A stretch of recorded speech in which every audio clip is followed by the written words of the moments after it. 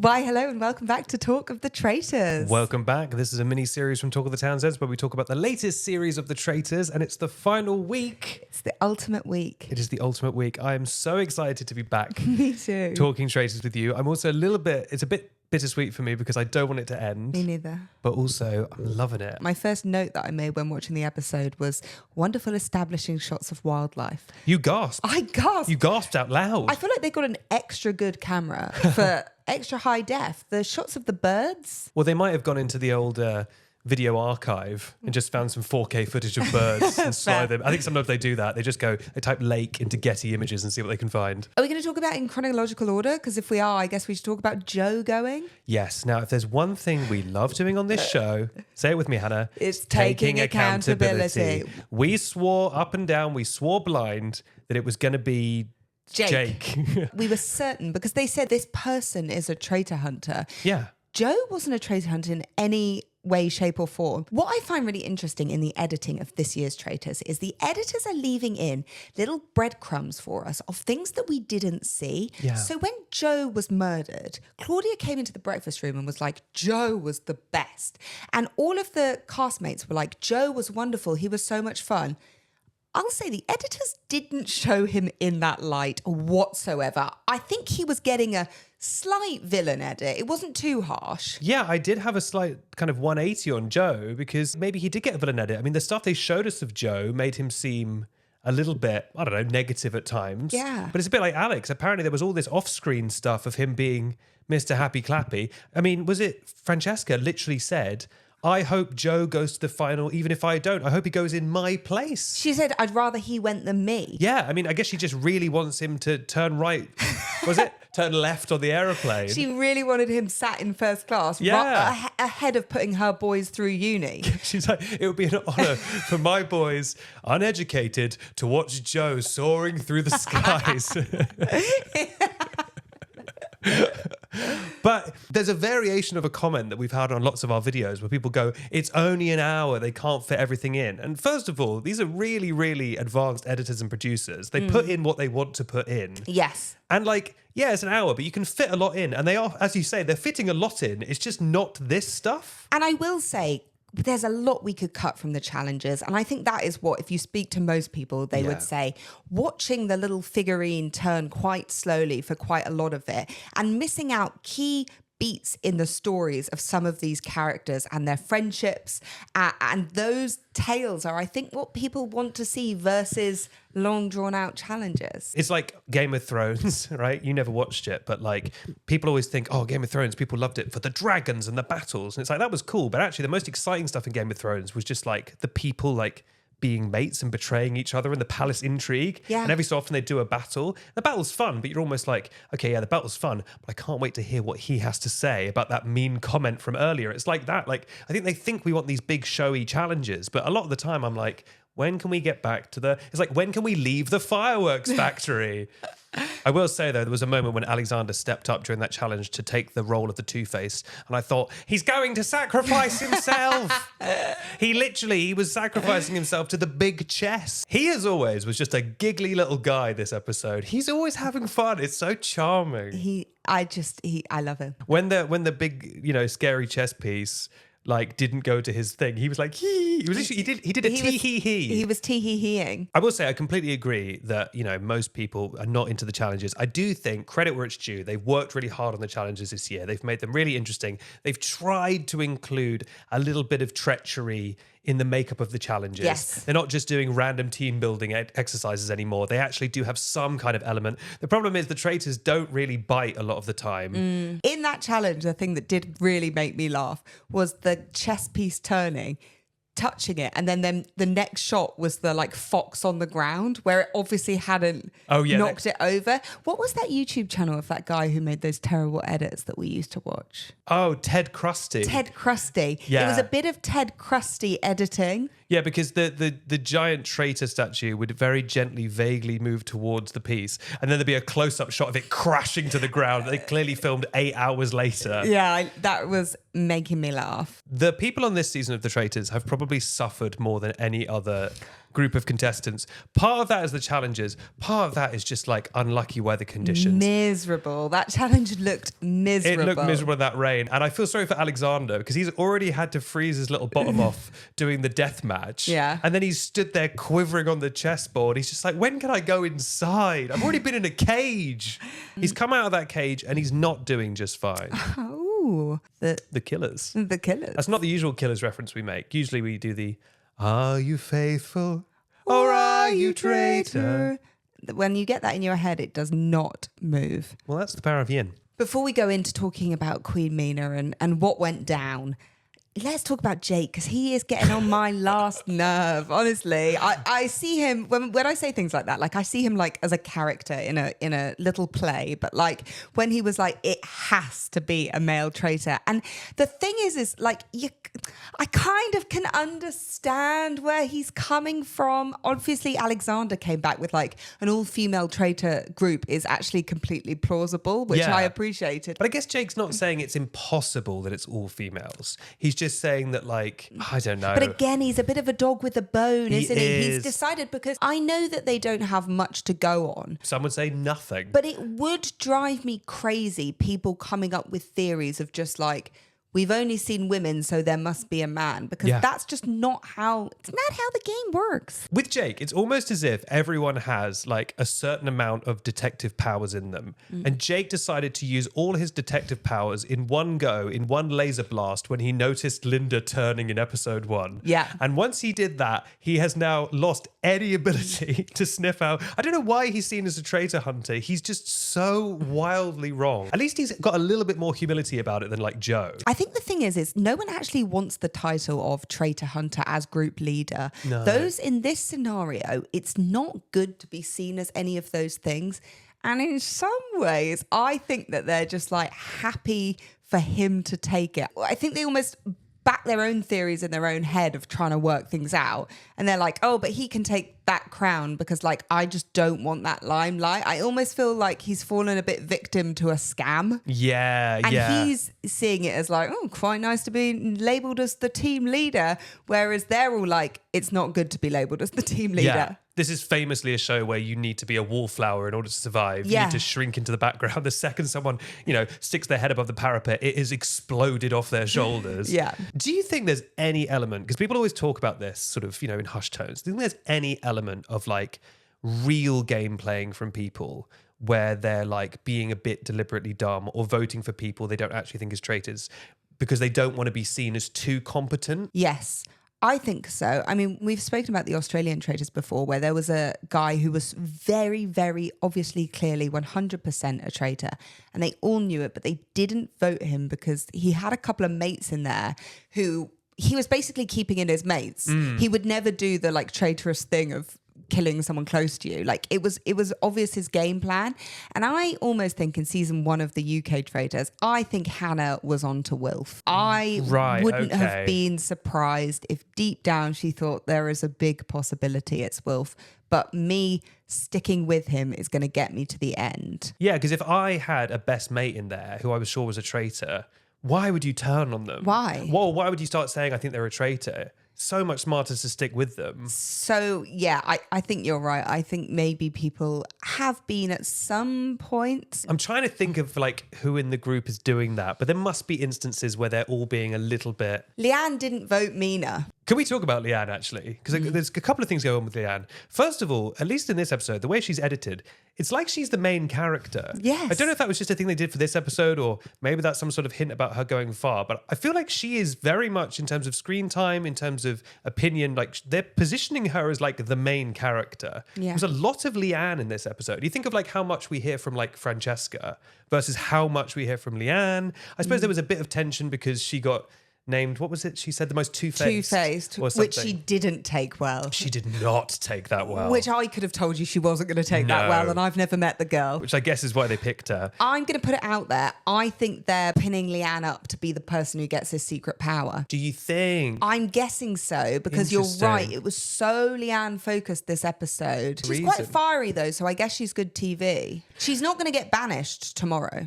Well, never say never, but it seems there's no heat on her. It seems very unlikely unless Charlotte and Freddy. I mean, Freddy is like Freddy's dead. His head's in the guillotine. It's dead. I feel sorry for him. Also, let's be honest, Leanne is purely voting for Alexander and naming Alexander because she's annoyed that he kind of shut her down that time, which is like a level of petty I actually kind of admire, because even Leanne doesn't believe it. And you can see, even when she says to people like, have you thought about Alexander? She's almost giggling. Yeah. She's like, I just don't like this guy. I don't like him. He's never done anything traitorish, as they love to say. He's also clearly like clever and a good faithful. Yeah. He just didn't put up with her nonsense one time. And now she's like, let's get him out of it. All right, let's talk about it. Did you think in the round table tonight, Charlotte was going to betray Mina? I really didn't, you know. For the simple reason, maybe I'm a sucker, but when they were doing the discussion, she said Mina, but her argument against Mina was like, there just isn't any evidence. And she pretty heavily implicated Freddy. Yes. So if I was the faithfuls, I'd be like, Charlotte did a bit of a 180 there. I mean, they definitely won't pick up on that because they don't pick up on obvious stuff. But she did a bit of a 180 by going, there's no evidence against Mina, and then immediately voting for her. Seemed odd. She had to be 130,000% sure that Mina was going to go. She obviously did the tally in her head and could tell at least 3 were going to vote, and she was like, yeah. I don't know though, because could you have predicted that Leanne was going to vote for Alexander? I bet her heart was in her mouth there, because that really put things down to the wire in terms of numbers. It's true. I love when she was doing her little VT and she was saying like, I really, really don't want to vote for Mina, and then Mina just survived. Yeah. That is the nightmare scenario. We've seen that before in previous Traitors, and then that turret is very, very awkward. That is a tense Traitors turret. I've got a new grand Traitors strategy. You know, everyone's talking about the breakfast strategy or whatever. They will often do the name reveals on the table in such a way so that the person who reveals last is significant in some way. So tonight, Charlotte was the last person to reveal, because that's the most dramatic thing, because it's like, is she going to snake Mina? We've done that before. Yeah. I think Mina might have even been the last person to vote for Linda. Yes. So that's a new strategy if you're on the show. Yeah. Because they change the order every night of who we start with, who we end with. Yeah. Look at who the last person to vote is. Yeah. And then ponder, why might that be good telly? Why might it be interesting to see Charlotte go last? It's not a bad theory if you keep that in mind, and the breakfast theory, because this series, there's been very few, if only one instance of a traitor coming in last for breakfast. So if you're keeping notes on things the way they are, they remember people's voting patterns, it's not a bad idea. It's not a bad idea. You can have that theory for free. Because the thing is, right, I know that we did dispel the breakfast theory ourselves, but like, as we've said, you have like nothing to go on in this show. So you might as well go on something. Yeah. Look who votes last. Look who comes into breakfast last. Yeah. Look who looks up when the word traitors is said. And you'll be golden. It's like at the end of the episode, Charlotte said to us, look, I've seen people be making fun of how pointless the Welsh accent is. But actually, it was quite smart. I've been lying since the start. So it's easy for me to lie now. It's not a bad theory. Also, like, I guess if you're always doing an accent all the time, it's almost like playing a character. Yes. Maybe it's easier to lie because you're never being fully yourself. You have that little bit of barrier. You know, it's like pretending to be a nail technician. Another lie that...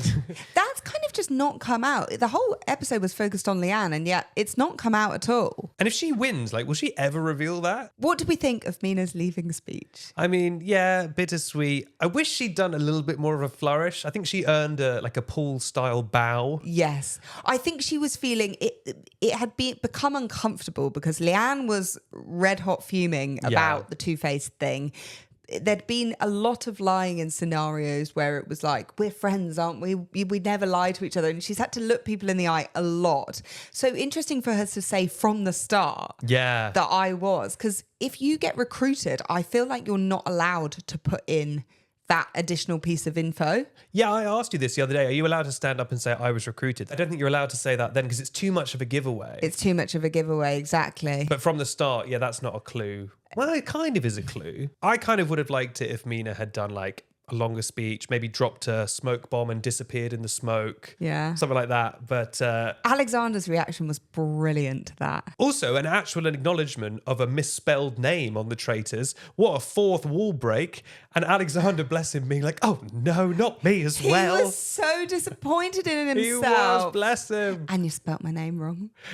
No, did she say, and my name's got an H? Yeah, you're missing an H. I loved it. And he was like, oh no. She was like, if I'm going down and I'm going to stand up there, my name at least is going to be, put some respect on that H, you know? Exactly. If Mina's going to leave, Mina's going to leave, not Minna. Can I tell you something that is so niche that I kept on thinking? What's that? When they kept saying Mina, it kept reminding me of that internet girl who kept going, Nina. Nina. Nina. And I went, when I was filming that thing, I filmed a video a couple of months ago, and I brought that up to a group of people who are very online, right? I was filming with a load of influencers, and no one had heard of that. I've never known something go down like such a lead balloon. Oh no. And then I was like, you know, the girl that was like, Nina, it's in every meme compilation I've ever watched. And these girls were like, no. And then I tried describing it, and obviously it wasn't vaguely funny, because then I was just like digging the hole deep. I was like, it was this girl and she was quite young and they were trying to decide who gets this money, and she had this vendetta against this girl called Nina, and they were like, oh, cool. And I was like, sounds hilarious. Yeah, it's never funny when you describe like a meme or a video. I didn't, because I made a video about it for Scroll Deep, and I think I hadn't heard of it either, and I'm very online. Any meme compilation or like these videos that never fail to like make me laugh, it's always Nina. So when people haven't heard of it, I'm like, what? But anyway, every time they kept saying Mina, I was like, Nina. Mina. Just on names, I was really sad when Mina said, I've still got a lot of fight in me. I'm sad she didn't go in me. No. I've still got a lot of fight in Mina. I don't know. Like she's a robot or something. I like that. I know this has been said to death and joked about to death, but it is endlessly funny how obsessed they all are with saying myself and yourself all the time. Yeah. Is there like some sort of like gas leak in that room where everyone forgets the words me and you? It's I'll be so voting weird. for yourself, Freddy.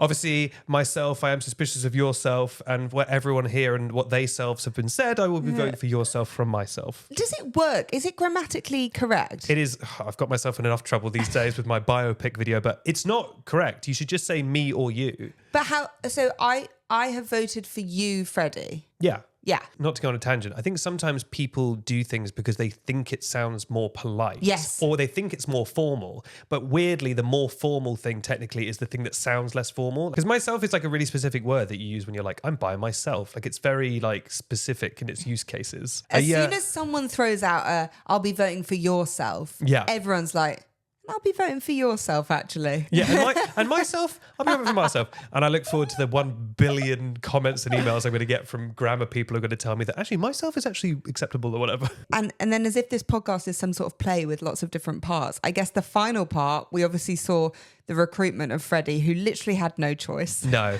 Lamb to slaughter. It really hurts my heart, the idea that he is probably going to get banished next episode. He's going to stand up. He's going to say, I'm a traitor. And all of them are going to be like, we knew it. Livy was right. He's a traitor. And he's going to be standing there going like, I became a traitor 15 minutes ago. I've been unfaithful the whole time. Do you know what would be the worst? Jake being like, I knew there'd be a male traitor. Yeah. Oh my God. I can't. We will have But that's why she did it partly, right? We will have to turn off that TV. I know.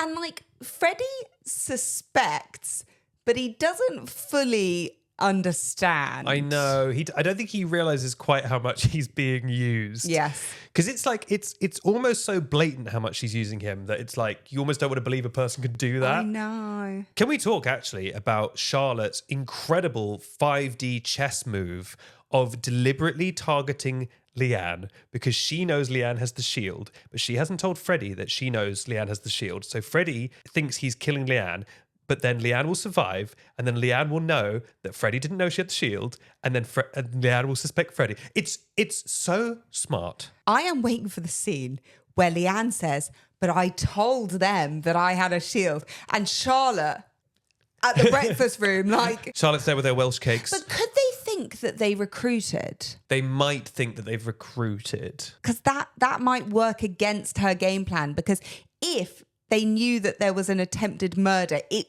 is genius. But then it just makes it so awkward between them. And then Freddy knows they're not a team. Yeah, exactly. But he should know that already, though. I know, but the second that comes out, because they might just say, oh, well, they obviously recruited and they couldn't murder. Sometimes in this show, it actually comes down to Claudia and the clues Claudia gives. Because if Claudia goes, there was an attempted murder sometimes she says, like, there was an attempt at a murder last night. Does she? I think sometimes, maybe I'm wrong, but I think sometimes she gives them little hints or whatever. But if she just says, I don't know, the traitors were busy last night, I think you're right. I think they'll assume there was a recruitment and no murder. Yes, I agree. Because if they get a traitor out, there usually is a recruitment. So it would make sense. So in some ways, possibly Charlotte has literally just shot herself in her fake Welsh foot.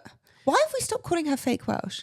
It shows how much she's earned our respect. She gets fully named. She's earned her name. It's like when your mate is dating someone, right? And you don't give them a name until they become a someone. So it'll be like...